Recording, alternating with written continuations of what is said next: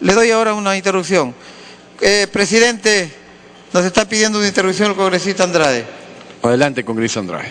Gracias, congresista León. Señor presidente, me alegro que después de 21 meses de espera se haya considerado la propuesta que hice en el 2011.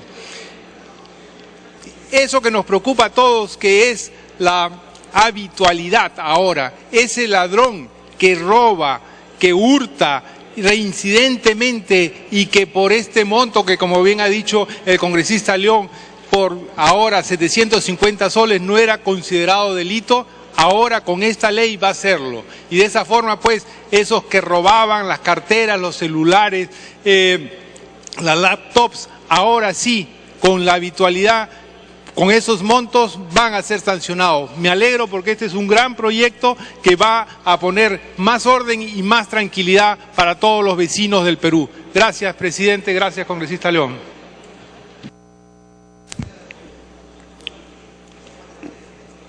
Para terminar con esta ley. Sí, presidente. Sí, y el otro aporte que queremos hacer, presidente, es que también se modifique el artículo, se agregue en el artículo 195 respecto a la clausura de los lugares donde se venden, donde se compran estas especies de mall, como las Cachinas, como San Jacinto, como La Parada, como todos los sitios donde alientan realmente este delito. Y proponemos una modificación en el artículo 195, señora presidenta, por favor. La pena privativa de la libertad no será menor de 4 ni mayor de 6 y de 65 días multa si se trata de vehículos o motores, etcétera, etcétera. Queremos agregar al final, si se realizan los hechos en local abierto al público. En este último caso se aplicará adicionalmente la medida de clausura prevista en el artículo 105 del inciso 1. Esto sí realmente, presidente, sería una medida drástica que nos permita cerrar, eliminar a estos antros, a estos sitios que promueven y alientan el robo de autopartes, de artefactos y de otros. Para culminar. Presidente, y lo último, respecto al Código del Niño y el Adolescente, ya se acogió, muy bien lo dijo la congresista Cuculiza, se ha acogido que la sanción socioeducativa se amplíe por encima de los 21 años, pero hoy día está en debate si se le baja la edad. El propio presidente del Poder Judicial se ha expresado en favor que se le baje la edad.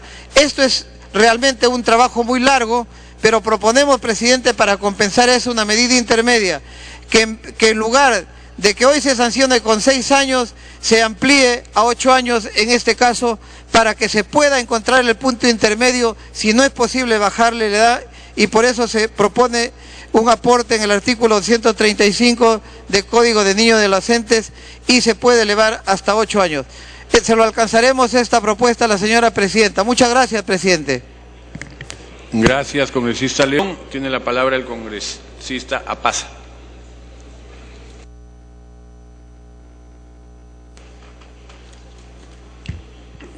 Gracias, señor presidente.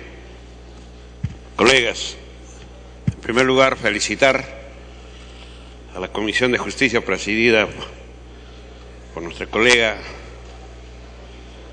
ya que ha merituado muy profundamente para agilizar y de una vez penalizar varios delitos que aún estaban en forma no calificada. Sin embargo, señor, el proyecto de ley número 1912, ley que modifica el decreto legislativo número 636, Código Penal, incorporando el delito de homicidio calificado en la modalidad sicariato, en el debate de la Comisión de Justicia se argumentó que no es incluido nuestra propuesta, puesto que esto se encontraba regulada como homicidio calificado en la modalidad por lucro, por lo que se desestimó la propuesta. Debo insistir, señor, que la incorporación del tipo penal sicariato debe hacerse y tipificarse en forma explícita, Se ha mencionado que se encuentra regulado como homicidio calificado, pero creo que eso no es suficiente, señor. Sin embargo, estamos frente a un fenómeno cuyas consecuencias se vienen incrementando y las medidas correctivas no están siendo muy efectivas.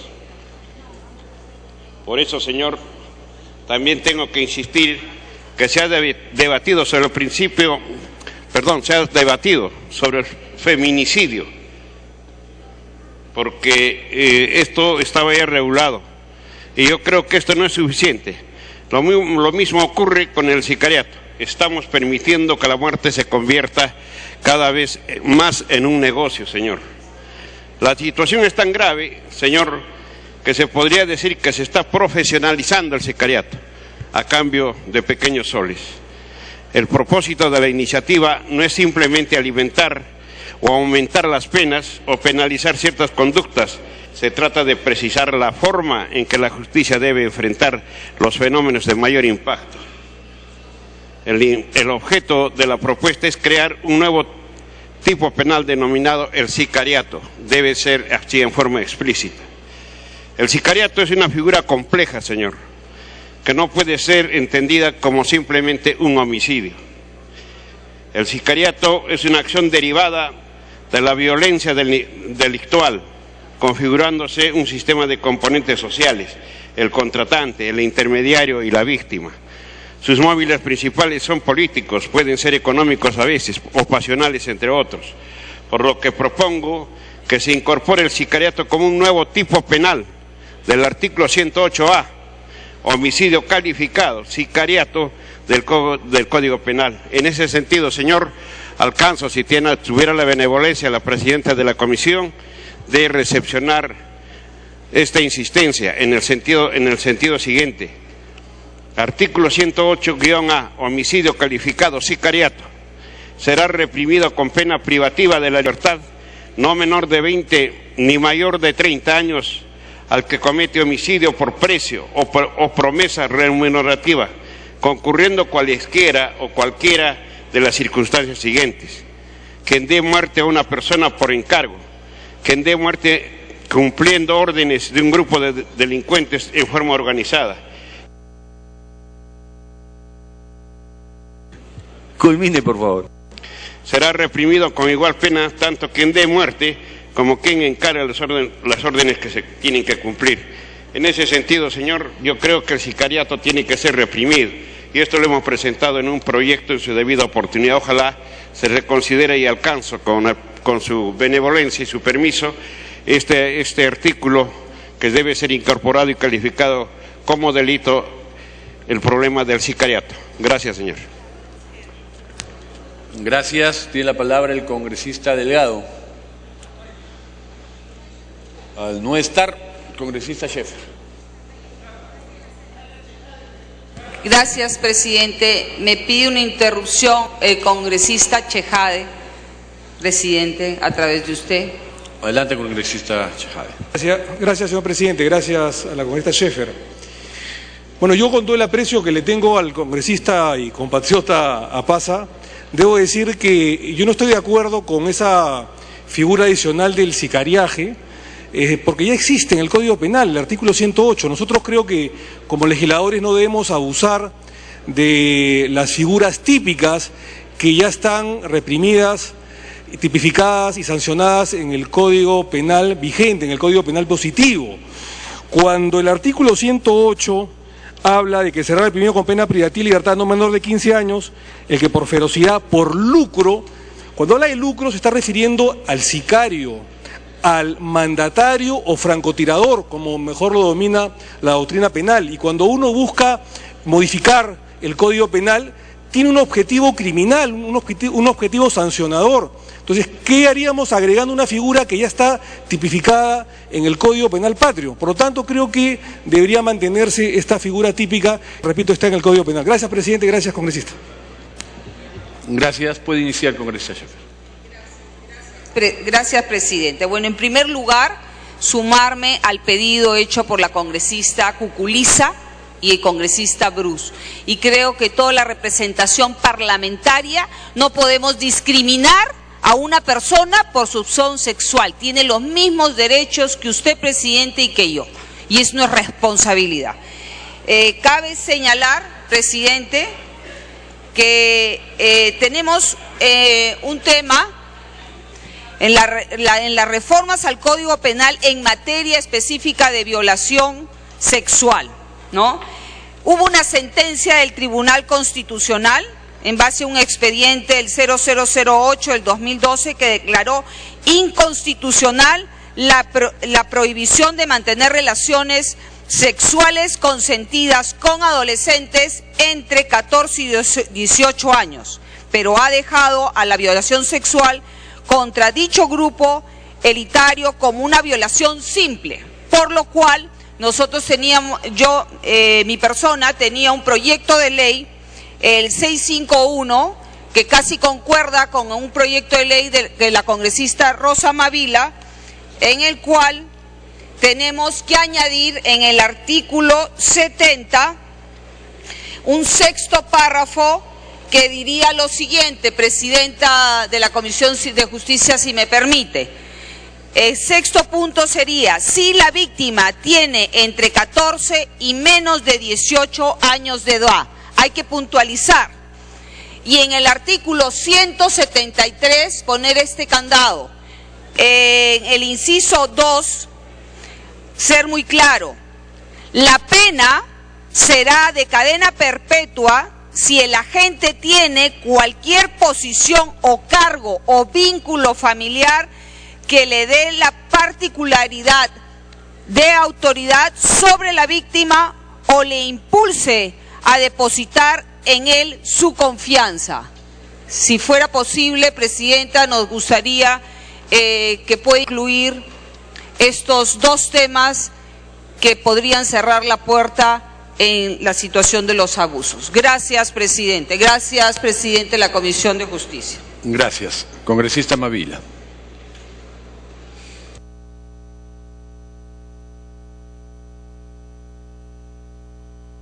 Gracias, señor presidente.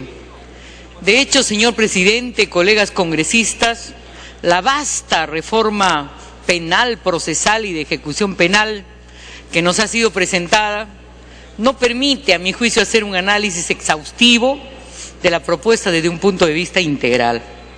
Sin embargo, yo quiero en primer lugar decir dos cosas, que estoy totalmente de acuerdo, sin ni un ápice más ni menos, con la propuesta señalada por los congresistas en relación a los crímenes de odio, que a mi juicio no se deben criminalizar. Pero aparte de ello, señor, debo empezar refiriendo que aquí tenemos un tema de fondo que tiene que ver con la concepción con la que un poder legislativo plantea el tratamiento de la criminalidad.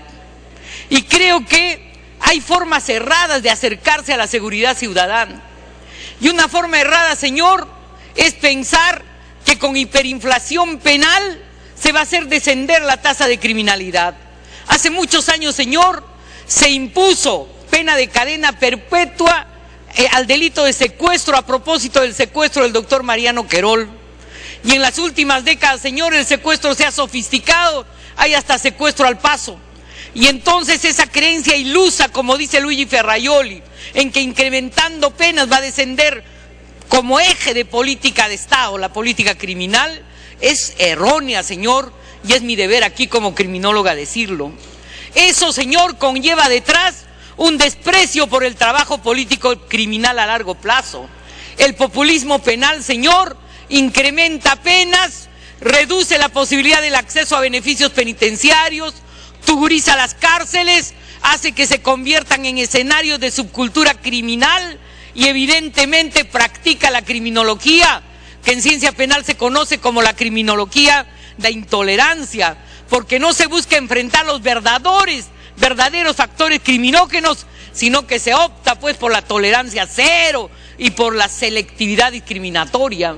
No me explico, por ejemplo, señora presidenta de la Comisión de Justicia, y se lo planteo, ¿por qué en los crímenes de alta criminalidad no está incorporado, señora presidenta, el delito de defraudación, los delitos de selectividad perpetrados, como diría Sutherland, por los poderosos, los fraudes, los monopolios, los oligopolios, ¿no es cierto? Todo lo que tiene que ver con el poder patrimonial, delitos vinculados a la corrupción, cuando se practican en redes de alta criminalidad que incluso transnacionalizan los ilícitos de estas características. Yo creo que la seguridad ciudadana, señor presidente, tiene que ver con una política legislativa, pero principalmente tiene que ver con reforma policial, con una aplicación seria, ejecutiva del Consejo Nacional de Política Criminal, con una especialización en la investigación del delito, con la coordinación interinstitucional. Para terminar, por favor. Congresista Lescano, me va a ceder, señor, sus minutos. Muchas gracias. Tiene que ver, señor, con colaboración eficaz y agentes encubiertos, con observatorios de criminalidad realmente funcionando, con patrullaje integrado de la Policía Nacional y de las municipalidades, con combate al mercado negro de venta de armas, con planes regionales y locales de seguridad ciudadana, con audiencias públicas vecinales y de desarrollo urbano en las áreas de delinquent arts, con comisarías en lugares de alta tasa delictiva, con penas intermedias para casos menores y con revisión de la clasificación de los internos. Estas políticas, señor, no son principalmente normativas, pero funcionan, son más eficaces en materia de seguridad ciudadana. Pero hablando de la propuesta normativa, yo quiero hacer básicamente los siguientes comentarios. En primer lugar, señor, ¿hay alguna reforma en la última redacción planteada por la Comisión de Justicia? A mi juicio debe precisarse, por ejemplo, las funciones del Ministerio Público. En la redacción original se decía que el Ministerio Público deberá acusar, o algo así, en el texto. Ahora se dice que el Ministerio Público practicará el principio de objetividad y además, señor, se refiere que este Ministerio Público no deberá hacer una investigación en concordancia con las funciones de la Policía Nacional. Y aquí de por medio, señor, seamos transparentes, en la reforma del proceso penal está en cuestión quién dirige, quién hace el plan operativo y la planificación estratégica de la investigación. Y cuando en ciencia penal se habla del principio de objetividad del Ministerio Público, señor, se plantea no que el Ministerio Público obligatoriamente va a acusar, sino al contrario, la obligación de que si encuentra que el investigado es inocente, debe dejarlo explícito. En segundo lugar, señor, en sistema de penas, yo le he planteado en la Comisión de Justicia, la Comisión Revisora del Código Penal plantea, señor, otra mecánica distinta de los 3/3 y que a mi juicio es más amplia, es la de las 4/4, porque le da más posibilidad al juzgador para definir entre un mínimo y un máximo la posibilidad de la aplicación de pena. En tercer lugar, señor, y para hablar de criminalidad juvenil, yo he escuchado aquí sendas fundamentaciones de que hay que descender la tasa de edad para aplicar pena. Apelaré solo a la criminología norteamericana, señor, para hablar de la teoría de la asociación diferencial, de las teorías de las subculturas criminales, de las teorías de la frustración, señor, o de las teorías del conflicto, que dicen que el joven, señor, que tiende a perpetrar delitos en banda, lo hace, señor, por escasa infrasocialización, generalmente por desintegración familiar, y no tiene plena autodeterminación, señor, para definir la naturaleza de su conducta de dañosidad social o de carácter delictivo. Y esto tiene que ver, señor, con el carácter de falta y delito y su relación. En la propuesta, señor, se plantea que toda falta reiterada o habitual, sea de cualquier carácter, sea patrimonial o personal, necesariamente se convierta en delito. Y en realidad, señor, en nuestro Código Penal, excepcionalmente, algunas faltas y delitos, algunas faltas pueden ser delitos, por ejemplo, en el caso de la lesión grave o del delito contra la vida. Pero convertir toda falta reiterante, señor, por ejemplo, de mínima bagatela en delito, lo que en el fondo significa es convertir falta en delito y significa que el infractor leve no pueda obtener beneficio penitenciario. Y eso cuestiona, señor, el carácter del sistema de nuestra codificación penal, que divide por nivel de lesividad las faltas justamente de los delitos. En tercer lugar, señor, y por última posibilidad, dada la brevedad que se nos da para tratar este tema del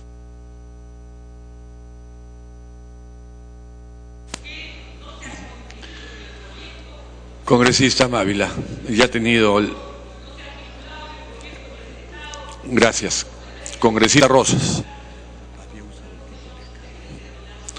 Congresista Rosas, pídale una interrupción para que pueda terminar. Congresista Rosas, ¿le otorgo una interrupción, por favor? Con mucho gusto, presidente. Adelante, señor congresista. Gracias, congresista Rosa. Decía que no se ha articulado la propuesta de ejecución penal que planteamos, señor, haciendo eco de un pedido del área de tratamiento del INPE. Y es que en las audiencias en que se evalúa si se va a conceder o no beneficio penitenciario, el Código de Ejecución Penal exige la presencia del representante del órgano de tratamiento del INPE. Señor, y esto es inviable porque hay poquísimos operadores del INPE, y en esa virtud, señor, se neutraliza la posibilidad del acceso al beneficio penitenciario de personas que han delinquido, sí, pero no en delitos de alta lesividad. Por último, señor, cuando hablamos de criminalidad organizada, obviamente, señor, no podemos considerar el aborto como si fuera un delito de altísima criminalidad, y me parece, señor, que eso debe ser sacado en el diagnóstico de los tipos penales que se conciben como de criminalidad organizada. Gracias, señor Rosas. Gracias, señor presidente. Gracias. Usted, señor congresista, tiene la palabra el congresista Espadaro. Perdón, congresista Rosas. Gracias, presidente. Muy amable. Gracias, presidente. El congresista Espadaro y la congresista Chávez. Este es un código que tiene que ver con la seguridad y para tener penas cada vez mayores contra la criminalidad. Pero aquí quiero disentir, con mucho respeto, con algunos colegas, puesto que hay diferentes criterios y pensamientos. En primer lugar, no podemos permitir que se introduzcan categorías de discriminación que no están consideradas dentro del ordenamiento jurídico, más aún en la Constitución. Nuestra Constitución ya establece claramente que uno no puede ser discriminado por razones de raza, de idioma, condición social, religión, sexo y otra índole. Entonces, si ya nosotros hemos considerado en nuestra Constitución esos puntos para no discriminar, ¿por qué se van a incorporar nuevas categorías? Es más, se dice que las Naciones Unidas, pero quiero decirles, por analogía, presidente, que también las Naciones Unidas han hecho una aclaración respecto al aborto, como a algunos les gusta mencionar documentos. ¿Y qué dice en una consulta que yo hice a las Naciones Unidas vía Cancillería respecto al aborto? Que finalmente se debe tener presente que el aborto no ha sido reconocido como ningún derecho en el Tratado Internacional de Derechos Humanos. Es más, respecto al Comité de la Discriminación, también la ONU dice de que es un órgano independiente integrado por 23 expertas elegidas por los Estados parte entre sus nacionales y que ejercen sus funciones a título personal. Pero no hay ningún pronunciamiento en el aborto y ahora también, por supuesto, en esto de crímenes de odio. Es más, quiero señalar que la Declaración Universal de Derechos Humanos no incluye la categoría orientación sexual ni identidad de género, presidente. Por eso es que considero que nosotros debemos respetar nuestra Constitución y aun cuando es un asunto que puede ser expresado con diferentes argumentos, creo que acá hay un punto que debemos tener en cuenta. Nadie mata a una persona diciendo te mato por ser mujer, o te mato por ser hombre, o te mato por tu opción.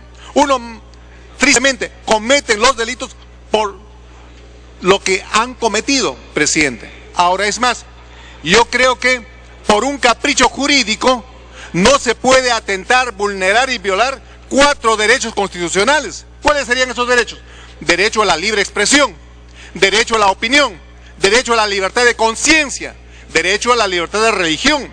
Por un capricho jurídico, presidente, no se pueden vulnerar, violar otros derechos que consagra nuestra Constitución. Yo creo que el congresista me pide una interrupción, ¿usted lo permite, presidente?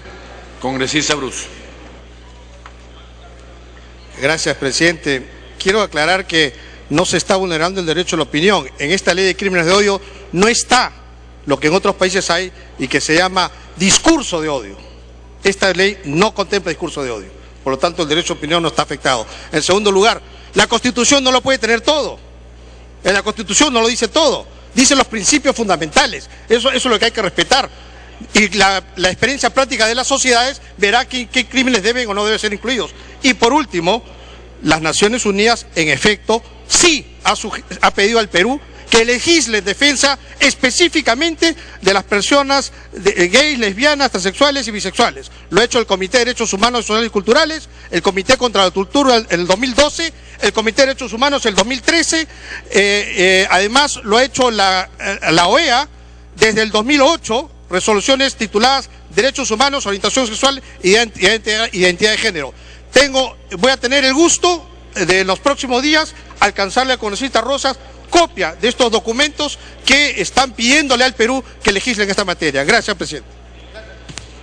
Para culminar, congresista Rosas.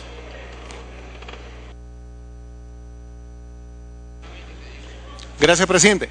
Efectivamente, como acaba de decir el congresista Bruce, lo han dicho los comités, estamos de acuerdo. Pero la misma ONU está diciendo de que los comités ejercen sus funciones a título personal.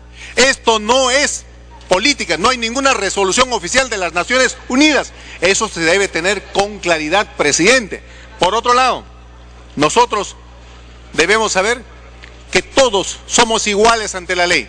Nadie puede tener más privilegios, sino todos somos iguales ante Dios y la ley. Es decir, esta ley va a ser una ley mordaza, que nadie puede pensar, nadie puede hablar, nadie puede decir una frase que inmediatamente le van a decir crímenes de odio. No puede ser, presidente. Yo creo que vivimos un país libre y democrático y no podemos permitir que se introduzcan aquí puntos que no estén considerados ni en nuestro ordenamiento jurídico, en nuestra legislación, menos en nuestra Constitución y en la Declaración Universal de Derechos Humanos, que ya establece que nadie debe ser discriminado por razones de religión, conciencia, sexo, es decir, hombre o mujer. Yo creo que, presidente, nosotros debemos tener un código penal que sea claro, preciso y específico en defensa de todos nosotros sin ningún tipo de discriminación. Niños, jóvenes, adultos, hombres y mujeres y ancianos, para que de esa manera podamos... Gracias. Congresista, tiene la palabra el congresista Espadat. Gracias, presidente. Me pide una interrupción, presidente. Me pide una interrupción el congresista Rivas, seguramente para hacer alguna donación de sus aportes.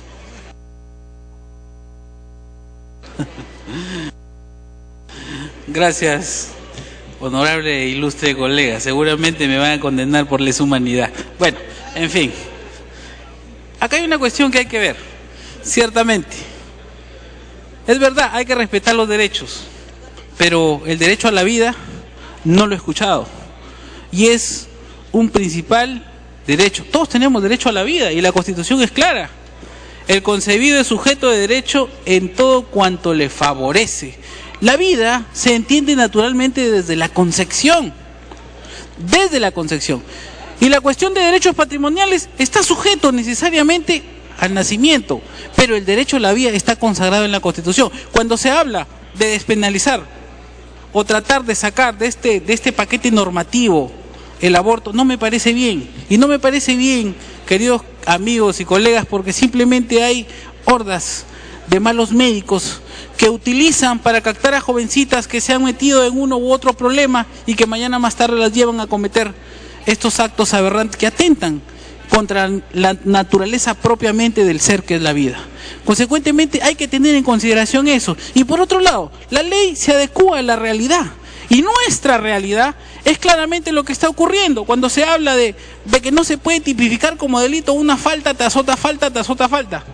¿En qué momento, señor, vamos a optar y cambiar la ley cuando estos sujetos por los delitos justamente de sustraer un celular y vuelven a sustraer otro celular y vuelven a sustraer nuevamente otro celular y se convierte en una continuidad permanente de faltas y no se puede convertir en delito?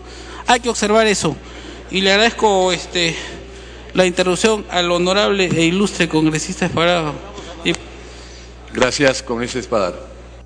Gracias, presidente. No saludar al congresista Rivas, que me han dicho que es el nuevo jefe de campaña por sus extraordinarias donaciones. Presidente, en la Comisión de Justicia hemos trabajado duramente, presidente, con la señora presidenta de la comisión y todos los miembros arduamente, presidente, y quería señalarle que el día domingo salió publicado en el Diario Oficial del Peruano la ley 30.054, el día 30 de junio, que ya entró en vigencia.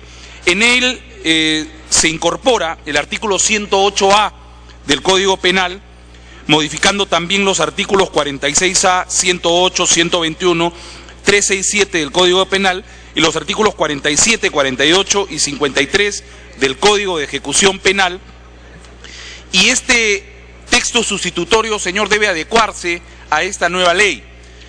Y me permito, señor, sugerirle y pedirle a la señora presidenta de la comisión incorporar en los siguientes artículos: el artículo 46B, que habla sobre la reincidencia, incorporar el 108A, en el artículo 46C del Código, ambos del Código Penal, en la página 203, en la página 211, el 317A, marcaje o reglaje, también deberá estar contemplado el 108A. En cuanto al Código de Ejecución, el artículo 46, la página 229, la página 230, que tiene que ver el artículo 48 sobre la semilibertad y sus beneficios, recordando que esta ley ha eliminado todo tipo de beneficios para los que están incorporados dentro del artículo 108 y 108A. También en la página 231, que tiene que ver con el artículo 53 del Código de Ejecución Penal, señor presidente. De la misma forma, las reformas al Código Penal, señor presidente, sobre las faltas, y si la señora presidenta de la Comisión de Justicia tiene a bien tomar nota, se propone la reforma del numeral 3 del artículo 440 del Código Penal, puesto que el texto aprobado en la comisión prevé que las faltas contra la persona o el patrimonio en caso de reincidencia o habitualidad serán convertidos a delito, lo cual vulnera el principio de levicidad. La levicidad causada por un delito es mayor a la causada por una falta. No obstante, si es posible otorgar una mayor reprochabilidad a las faltas contra la persona o el patrimonio en casos de reincidencia o habitualidad mediante la imposición de una pena mayor, como lo es en la imposición de la pena privativa de la libertad, sobre todo porque las faltas contra la persona o el patrimonio son las que más acontecen en la realidad. Por ello planteo la modificación del artículo 440, numeral 3 del Código Penal, y en esos términos de la sexta disposición complementaria final de este dictamen, presidente, y solicitar al Pleno su aprobación en forma unánime. Muchas gracias, presidente. Gracias, congresista Chávez.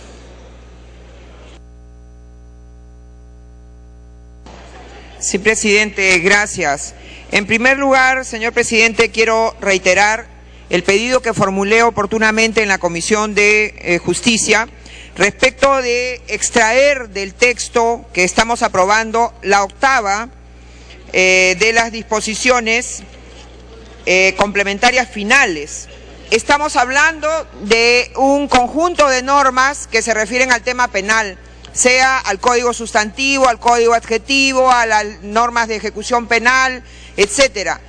No tiene sentido, señor presidente, por más que hayan habido episodios de violencia generados por algún sector politizado de los trabajadores de construcción civil, pero no tiene sentido, y creo que de alguna manera puede ser considerado válidamente agraviante que en una norma de contenido penal incorporemos la creación de un registro nacional de trabajadores de construcción civil. ¿Qué tiene que ver este registro de trabajadores de construcción civil con normas de carácter penal, señor presidente? Creo que si es válido para otros efectos el crear un registro a cargo del Ministerio de Trabajo para los trabajadores de construcción civil, debe ser fuera del contexto de normas penales, presidente. Yo quisiera que reiterar este pedido que yo formulé en el seno de la comisión. Un segundo tema, señor presidente, a continuación, en la novena de estas disposiciones complementarias, cuando se habla del destino de bienes incautados en relación a la comisión de delitos. Pues bien, acá se habla de que pueden haber bienes que están en posesión de la policía durante 6 meses, se hace un inventario, una publicación, y si no aparece alguien a reclamarlos, pues se venden. Esto creo que no es justo, señor presidente. Está bien que se haga el inventario, pero no se puede disponer de bienes que no son necesariamente productos del crimen, porque pueden ser bienes que puedan tener relación con un crimen, pero que sus dueños de repente ni siquiera saben de la existencia de esto. Y me pongo a pensar en los carros que son objeto de robo, señor presidente, y que terminan luego de 1 año o 2 años estando involucrados en algún delito cometidos por bandas que previamente robaron estos carros y los dueños ni saben. De repente les cambiaron la placa, señor presidente, y los dueños no saben. Cuando se creó en la norma, en el decreto legislativo 1104, que modifica las normas sobre pérdida de dominio, y se creó el CONAVI, se habló de bienes producto del delito, y pueden haber bienes que no son producto del delito, que están relacionados con el delito sin que sus titulares así lo quieran, y no tiene por qué perjudicarse ni autorizarse que se vendan estos bienes.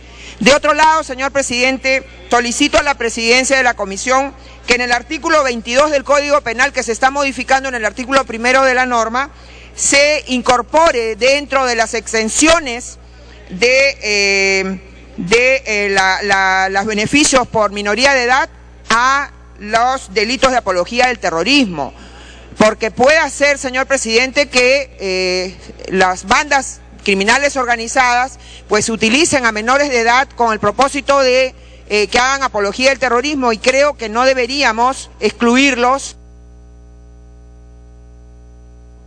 Para concluir. No deberíamos eliminar o no deberíamos dejar de mencionarlos ahí en las causales de exclusión.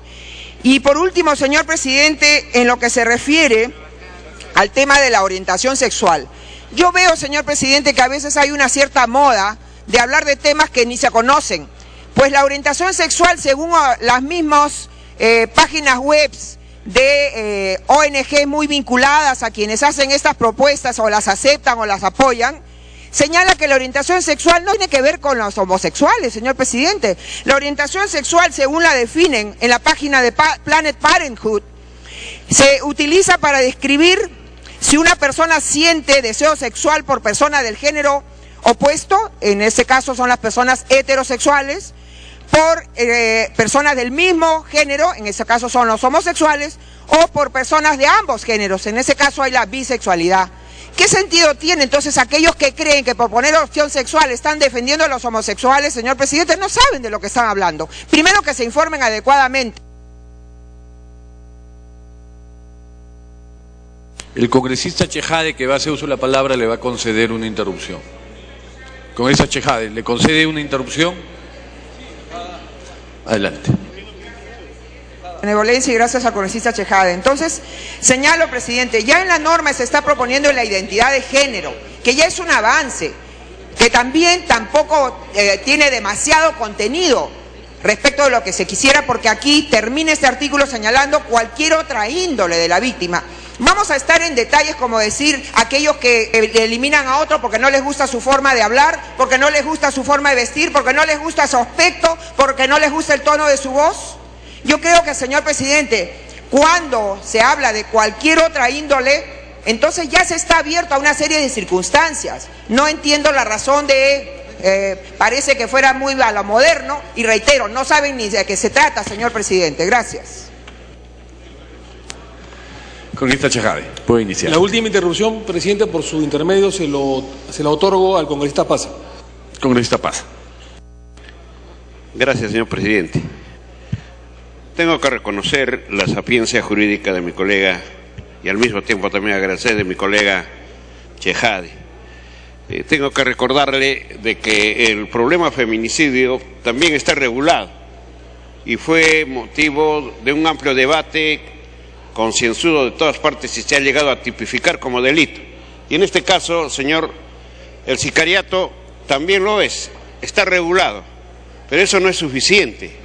Hay que entender que el sicariato o el sicario es un crimen por dinero, por negocio, es un fenicio del crimen y como tal debe ser explícitamente tipificado en el código correspondiente.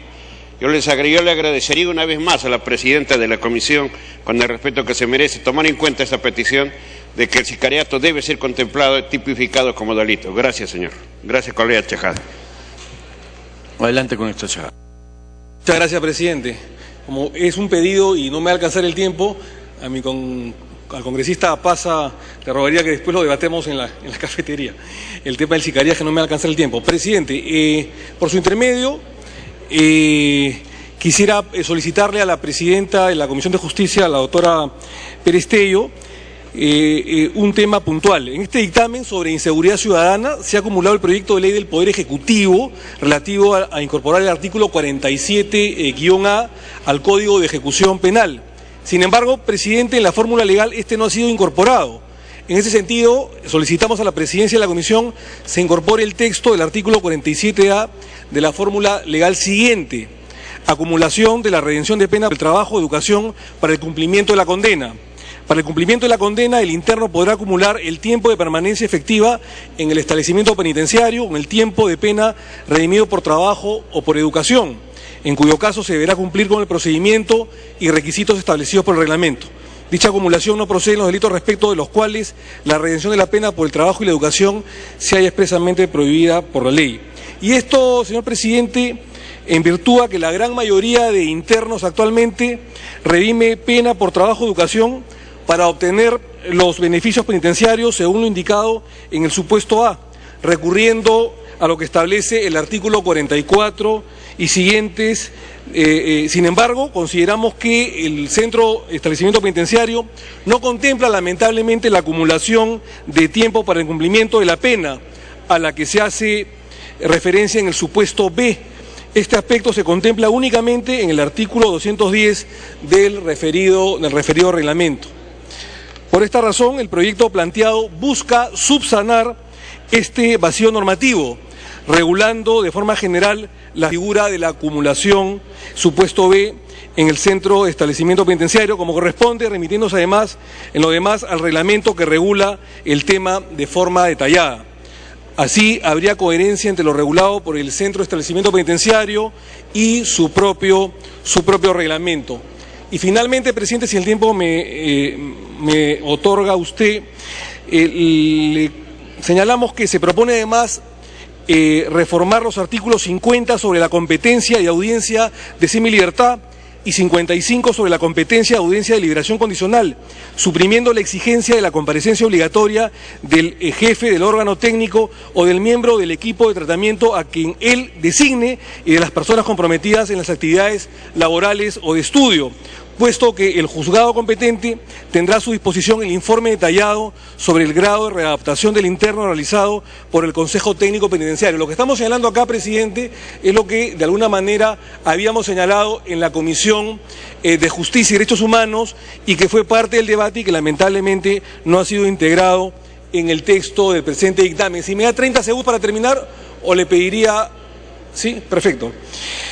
Asimismo, conforme lo establecen los artículos 49.5 y 54.5 del Código de Ejecución Penal.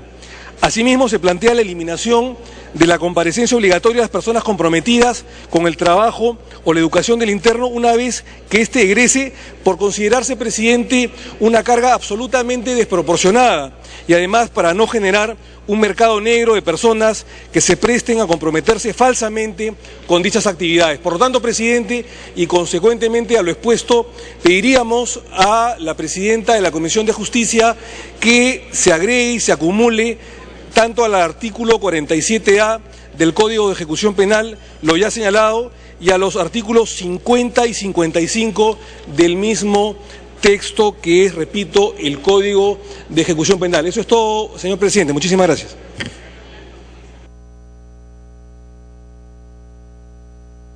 Gracias, congresista. Tiene la palabra el congresista Mulder. Presidente, yo creo que algunos pensaron que iba a haber a lo mejor un debate mucho más ácido en el tema de los conceptos que se están incorporando, el inciso D del artículo 46 del Código Penal, que es un artículo que se aplica a todos los tipos penales que están en la parte especial del Código Penal, cuando se ha planteado que se incluyan los conceptos de orientación sexual y de identidad de género. Ello, presidente, porque considero que hay un relativo consenso en suponer que el agregarle conceptos adicionales a las particularidades de las víctimas en caso de delitos, de cualquier tipo de delitos, lo único que hace es fomentar justamente que haya mayor protección a las personas que tienen esas identidades. Cada uno es dueño de su identidad, presidente, y se considera a sí mismo como le dé la gana. Si por esa razón una persona va a sufrir un acto delictivo, entonces merece ser protegida, pues, presidente, porque no es una circunstancia en la que uno pueda encontrar una razonabilidad distinta por parte de quien es el delincuente. Es decir, es un odio específico. No es por lucro, no es por robo, no, es porque le tiene odio a la particularidad. Entonces, aquí no se está promoviendo, presidente, como algunos creen, la homosexualidad, no tiene nada que ver, presidente, es simplemente la identificación de una particularidad de una víctima. Y podrían agregarse otras. A lo mejor si mañana vemos, como se ha señalado por parte de una congresista, que se empieza a matar porque no le gustó el tamaño que tiene, bueno, es una particularidad de odio, pues, presidente. Perfecto, yo creo que para eso está justamente el Código Penal, para proteger a las víctimas de quienes, teniendo la irracionalidad de cometer delitos contra esas personas por el solo hecho de ser como son, tiene que tener un agravante, pues, presidente. Ahora, esto, como está en la parte general del Código Penal, va a beneficiar a un sinnúmero de personas. ¿Por qué? Porque no solamente se va a referir a los crímenes, es decir, a los homicidios o a las faltas, sino a cualquier otro tipo de delito que se cometa en función de la identidad de la víctima. Por ejemplo, la calumnia, la difamación, la injuria, también van a tener que ser agravantes, pues, presidente, porque aquí creo que se establece. Así que yo no veo, sinceramente, yo creo que la presidenta de la Comisión de Justicia, que ha hecho un excelente trabajo con esto, no va a tener ningún problema en incorporar los conceptos de identidad de género y orientación sexual, porque mientras más conceptos haya, presidente, mayor será la protección a la individualidad que puede ser objeto de una agresión irracional de un delincuente que mata solamente por la identidad de la persona. Así que, presidente, me parece que si en todo caso este tema no pudiera ser aceptado, no sé si el debate va a conducir a eso, no lo veo que vaya a conducir hacia eso, sino más bien veo como que puede haber el espacio suficiente como para que la presidenta de la comisión recoja estos conceptos, entonces tendría en ese caso que votarse por separado. En segundo lugar, presidente, el tema de la reincidencia y la habitualidad es sumamente importante considerarlo. Para terminar, por favor. Presidente, 3 minutos adicionales con cargo a la congresista Luciana León, por favor. ¿Por qué? Porque son justamente los casos de los delitos que generan mayor reacción social. Aquí se dice, presidente, que hay quienes consideran que cuando se aumentan las penas o se agravan las circunstancias de la punibilidad real de las personas, no pasa nada, eso es una ilusión porque de todas maneras aumentan crímenes. Pero, presidente, lo que la sociedad nos exige a los políticos, y los políticos tenemos la herramienta y la posibilidad de hacerlo con nuestros votos al momento en que aprobamos leyes, es también respuestas inmediatas para ese tipo de delitos que afectan justamente a los más pobres.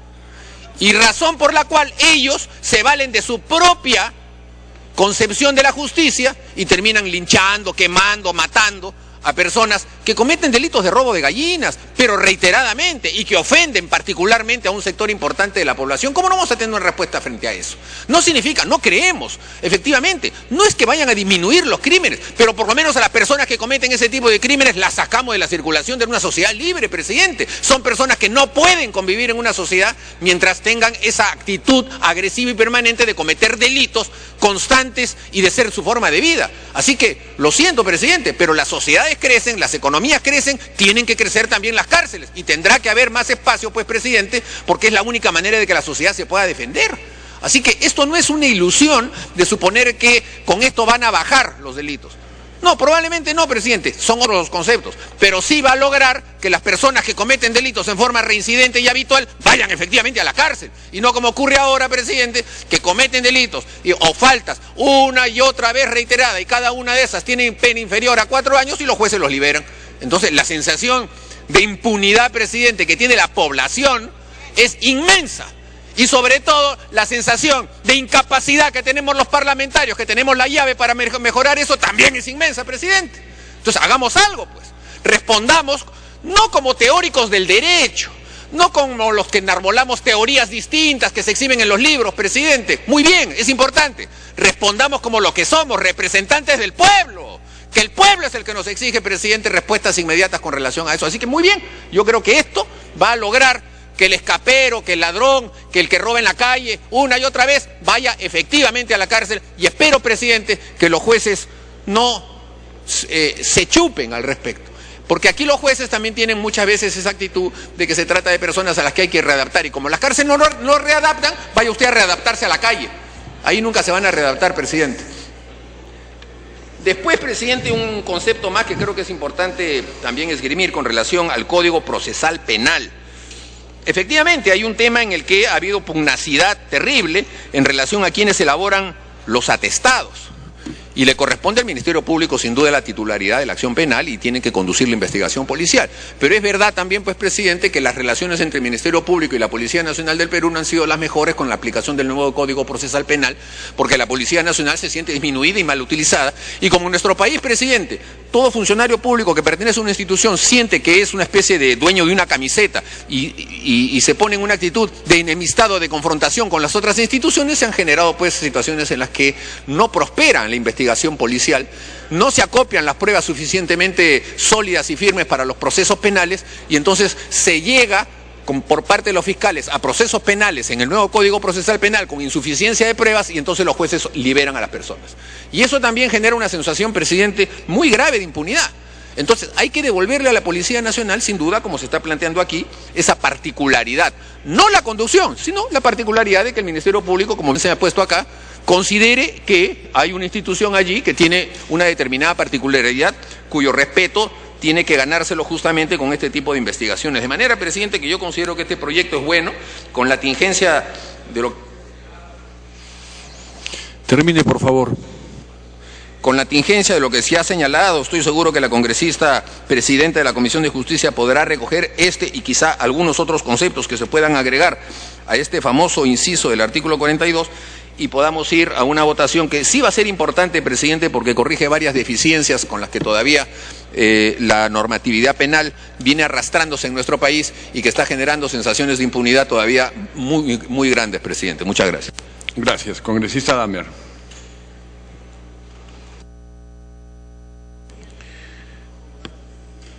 Señor presidente, en este tema hay diversos aspectos que se están debatiendo. Yo quiero referirme en particular a uno en el cual creo que hay un buen aporte, pero que tiene que ser precisado. Es el que se refiere a los trabajadores de construcción civil. Hay dos partes. Hay una parte en la cual se menciona los derechos generales y otra en la cual se menciona el registro de trabajadores. En cuanto a lo primero, creo que hay un vacío que puede ser mal interpretado y afectar derechos fundamentales. La idea me parece buena, pero tiene que ser precisada. Dice lo siguiente en el artículo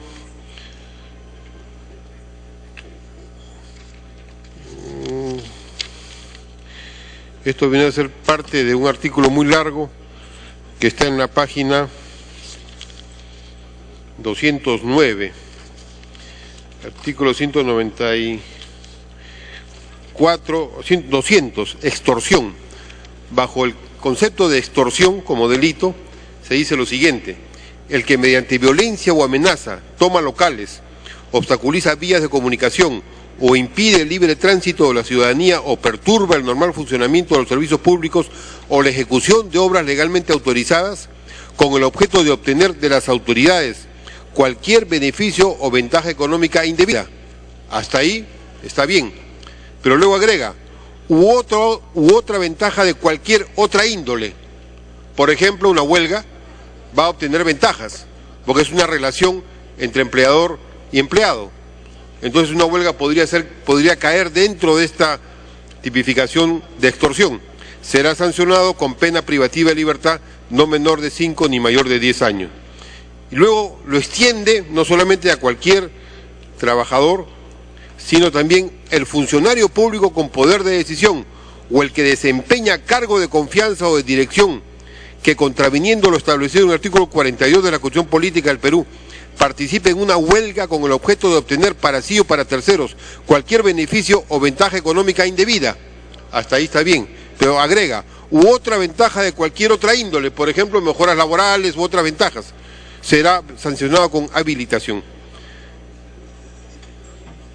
Más adelante señala que la pena será no menor de 15 ni mayor de 25 años e inhabilitación conforme a los numerales 4 y 6 del artículo 36, si la amenaza es cometida y hay un agregado contra el propietario, responsable o contratista de la ejecución de una obra de construcción civil, pública o privada, o de cualquier modo, tampoco sin precisión, impidiendo, perturbando, atentando o afectando la ejecución de la misma.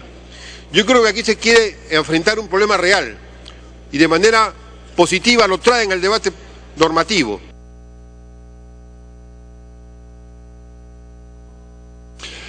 Para terminar, por favor. En el Perú los trabajadores de construcción civil, ¿me da? La congresista Verónica Mendoza me va a ceder su tiempo correspondiente, señor presidente. En el Perú los trabajadores de construcción civil son una de las expresiones más claras de compromiso con la democracia. Todos sabemos que las bandas delincuenciales, de extorsionadores, de sicarios o simplemente de asaltantes han tratado de invadir el gremio de construcción civil para hacer gremios paralelos, sindicatos mafiosos.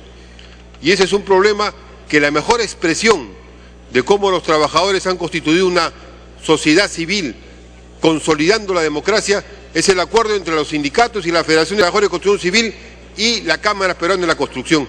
Ese acuerdo entre empresarios y trabajadores que garantiza la libertad sindical, que garantiza el pliego de reclamos por rama, que garantiza la negociación colectiva, que garantiza la vida democrática en términos de la vida económica y social, es un aporte indispensable para la democracia en el país.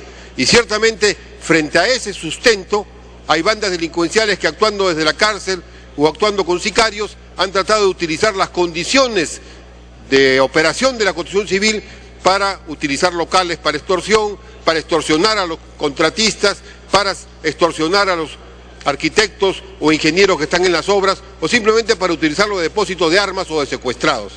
Entonces me parece bien que se enfrente el tema, como lo ha enfrentado esa alianza entre la Cámara Peruana de la Construcción y la Federación de Trabajadores de Construcción Civil. Pero creo que la fórmula debería ser precisada en el sentido que no se ponga en general cualquier otra ventaja, sino se diga expresamente, tanto en el párrafo primero o segundo que he leído como en el tercero, que en todos los casos se refiere u otra ventaja de cualquier otra índole dolosa, u otra ventaja de cualquier otra índole dolosa, de tal manera que no se refiere a otra ventaja que corresponde a derechos sindicales, que corresponde a negociaciones entre las partes, que no se obtienen ventajas en esa relación, sino ventajas que sean dolosas. En ese sentido, sean objetos de la pena que sea señalada por la norma correspondiente. Luego, la congresista Chávez ha planteado que al final había un problema de una norma que no correspondía a esta, que es la disposición final octava, respecto a la creación del Registro Nacional de Trabajadores de Construcción Civil. ¿Me permite, señor presidente, con su venia una interrupción? ¿Me solicitan? Señor presidente, ¿me solicitan una interrupción? Muy bien, congresista, vengo a atender la interrupción. Gracias, presidente. Solo con afán de entender la solicitud, que por lo demás me parece lógica, tiene que ser dolosa, ¿no es cierto? Pero es que, insisto...